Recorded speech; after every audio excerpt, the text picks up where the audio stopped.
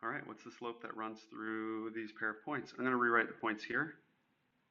Sorry, I keep trying to use the writing tool, but it's at a different setting. I'm going to write 1 comma 7 as one of the points and 10 comma 1 as the other point, and then we can say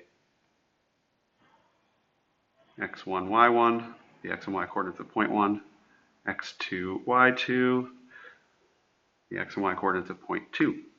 So y2 minus y1, we get 1. Actually, let me write just y2 minus y1 over x2 minus x1.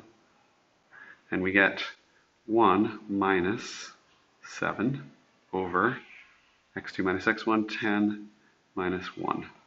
And what we get there is negative 6 over 9, which if we took negative 6 over 9 and we simplified it, dividing top and bottom by 3, we would get negative 2 over 3.